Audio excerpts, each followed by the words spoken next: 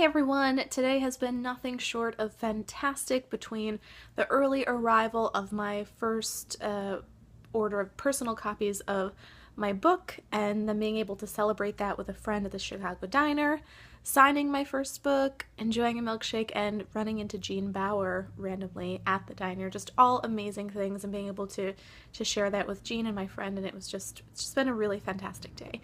And now to close out the day, I'd like to continue with the countdown videos that I've been doing.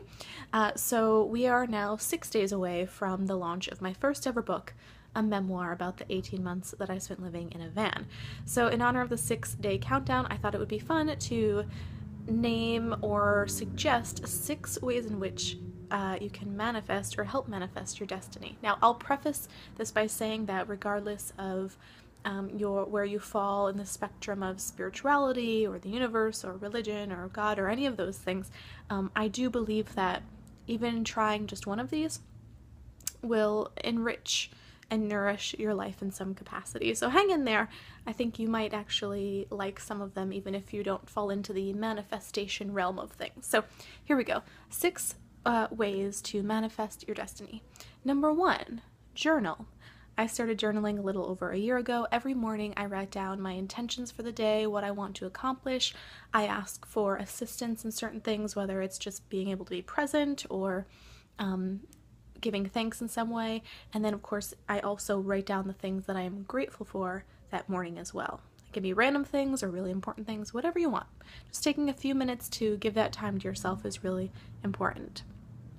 The second thing is that every morning I set aside a few minutes and I send 3 thank you notes to those that kind of come to me when I'm thinking about who I want to send thank you notes to. So those can sometimes be sent in a handwritten form. Sometimes I'll do that, or sometimes I'll send them via a Facebook message or an email. And it's really short, just to, thanks for being in my life, thanks for being you, kind of a thing.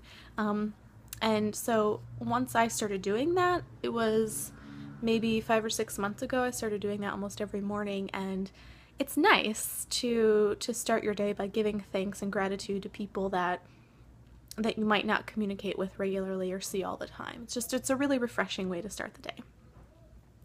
Third thing is visualizations. Something else that I've started practicing recently is I'll set my alarm on my phone for 3 minutes.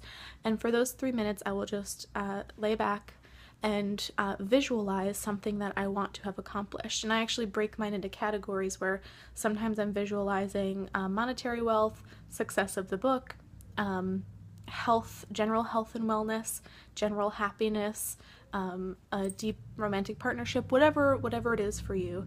And I have blocks of time each day that I do my visualizations, and supposedly not only is that good to get you in tune with setting your intentions and what you want, but also feeling, putting your attention on the feeling that you have once you obtain those things, or what it will be like when you obtain those things, supposedly helps us get there a little faster and keeps us in a positive frame of mind. Okay. 4th thing is to travel. Put yourself in uncomfortable situations, travel, see parts of the world. I don't care what it takes, find a way to make it happen. I promise you, you're going to fall in love with it. Let's leave that there. Okay, next thing. Yes, I did write these down this time. Number 5, focus on what you want and like versus what you don't want and like. I think that one's pretty self-explanatory. If you find that you tend to complain a little bit or are always talking to friends about things that you're disappointed about in your life or with other people, then you're going to continue to kind of attract those experiences. So when you catch yourself speaking negatively about things, practice flipping the language around and talking more about what you're grateful for or ways in which you can address concerns that might be coming up for you.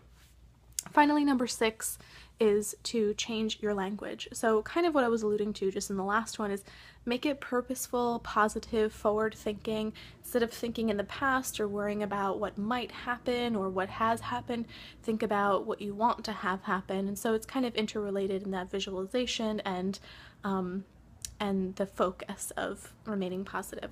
So I realize that some of those might feel kind of general or even obvious, but I think it's also important to note that it's easy to forget them if we don't make time and schedule time to practice these things on a daily basis.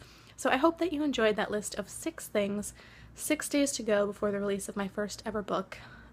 Thanks for being on this journey with me. Today has been amazing, and for those of you who have been tuning in today with all my random updates, I am incredibly grateful for your support and your kind comments and encouraging messages and emails and notes. I really appreciate it a lot. I'll see you tomorrow.